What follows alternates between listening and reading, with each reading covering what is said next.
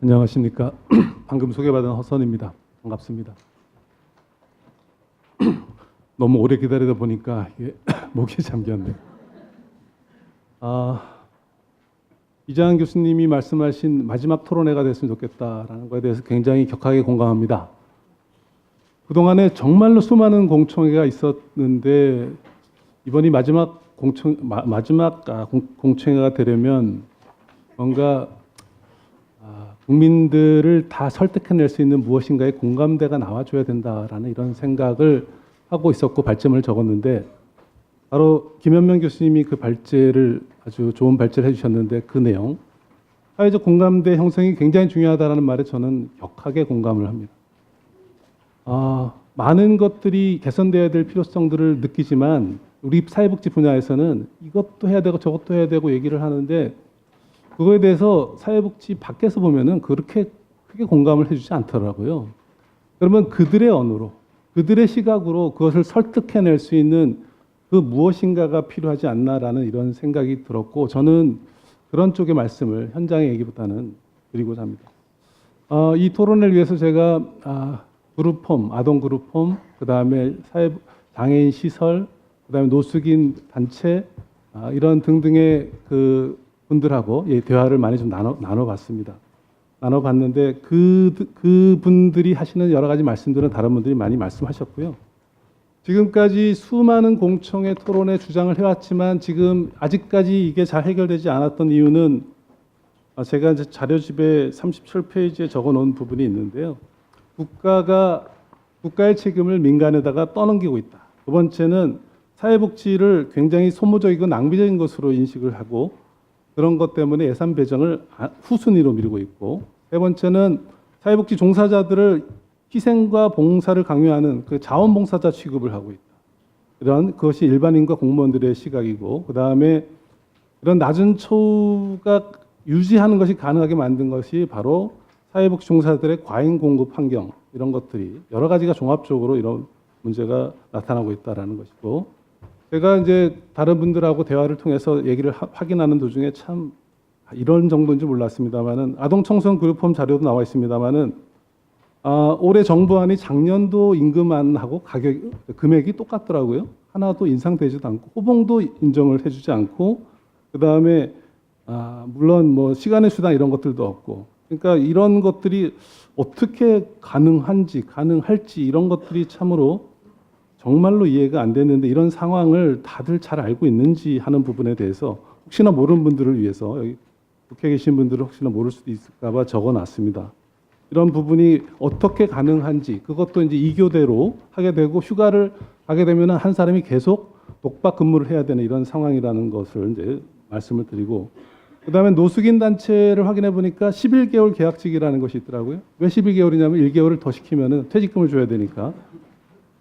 이런 일들이 지금 이 문재인 정부에서 아직 존재하고 있는데 이거는 빨리 이제 바로 잡으려고 할 거라는 생각이 좀 들고 그리고 그 40%가 계약직으로 있다라는 것이고 자, 이런 상황이 여러 가지 상황에 대해서는 다른 분들도 많이 말씀하셨습니다만은 우리 김현명 교수님께서 정리를 해주신 소득 주도 성장론 이 부분에 있어서 저는 상당 부분 공감하는 바가 많습니다. 특히 이제 고용 정책의 방향. 일자리 확충하겠고 비정규직을 축소하겠고 노동시간 단축하겠고 그다음에 고용의 질을 향상시키겠다. 이런 방향은 정말 맞는데 근데 어떤 자리를 늘리고 어떤 자리부터 늘리느냐 하는 것들이 굉장히 중요한 얘기 아니겠습니까? 왜 그것들 중에서 사회복지 종사자들의 일자리가 늘어나야 되는지에 관해서 우리가 빨리 정리를 해서 더 알려줘야 되는 것이 아닌가 이런 생각이 드는데 우리가 좀 큰 얘기로 가져갈 필요가 있습니다. 뭐냐면은 이게 잘 알려지지 않은 부분인데요. 대한민국의 소득 불평등이 뭐 OECD 평균하고 비슷하다 이런 통계도 있지만 사실은 여러분들 동국대 김낭영 교수님이라는 그 국세청 자료를 활용해 가지고 소득 불평등도를 조사를 해봤더니 그 기존의 우리나라의 불평등 통계와는 다르게 전 세계에서 미국 다음으로 우리나라가 소득이 불평등하다라는 이런 결과가 나왔고요. 지금 도시가계 금융 복지 조사라는 것이 새롭게 시작하는데 그거를 돌려봤더니 그거는 샘플 수도 훨씬 많은데 0.3 뭐 이 정도가 아니라 0.38 그러니까 0.4에 가까우면 이거는 더 이상 유지 불가능한 정도의 불평등 수준이 되는 거거든요. 그러니까 대한민국이 기존의 통계가 이상하게 고소득층이 다 누락된 상태에서 나와서 그렇지 제대로 조사를 하면은 전 세계에서 우리나라만큼 불평등한 나라가 없더라 이런 얘기를 하는데 저는 우리 복지총연대에서 그런 후보자 대통령 후보 초청 토론에서도 그런 얘기를 했었습니다마는 뭐냐면은 불평등 확대는 막아야 된다. 어떠한 수설에도 불평등 확대는 막아야 된다. 라는 것인데 그 불평등이 확대되는 이 추세가 가다 보면은 이 사회가 유지될 수가 없다는 것이죠.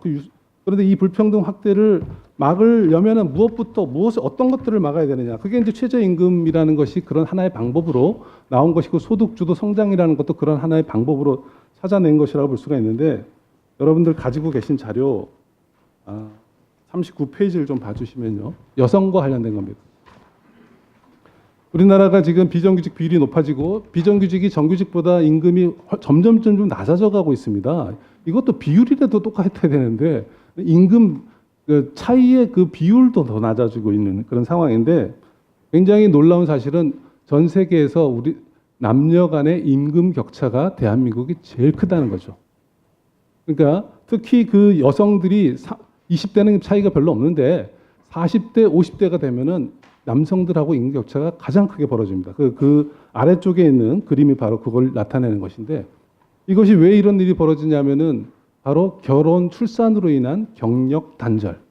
그러니까 일을 이어지지 못하고 그러다 보니까 다시 일자리를 찾는 데는 저임금 일자리나 그다음에 비정규직 일자리를 여성들이 많이 가기 때문인 거예요.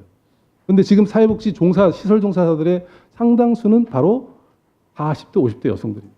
여러분들 이분들 그러니까 문재인 정부에서 불평등을 더 확대되는 건 막겠다라고 이거는 동의를 하는 부분일 텐데 줄이겠다라고까지 하고 있는 그런 상황에서 그걸 막으려면 무엇을 해야 되겠습니까? 바로 이 부분의 남녀 간의 임금 격차. 지금 출산율 이거 굉장히 큰 문제라고 얘기를 하는데 정리 부탁드립니다. 예. 그 부분에서 사회복지 시설 종사자들에게 바로 근무 환경을 3교대로 바꾸고 그다음에 시간의 수당 이런 등등이 하는 것이 바로 문재인 정부가 하고자 하는 소득주도 성장론하고 가장 밀접한 관련이 있고 이 부분에 대해서 경제 관료들이나 이런 비사회복지 쪽에 있는 분들에게 우리가 설득력을 가지고 점점 그런 얘기들을 해나간다면 이 문제를 좀 해결해 나갈 수 있지 않을까라는 말씀을 드렸습니다. 이상입니다. 감사합니다. 네, 허선 교수님 감사합니다.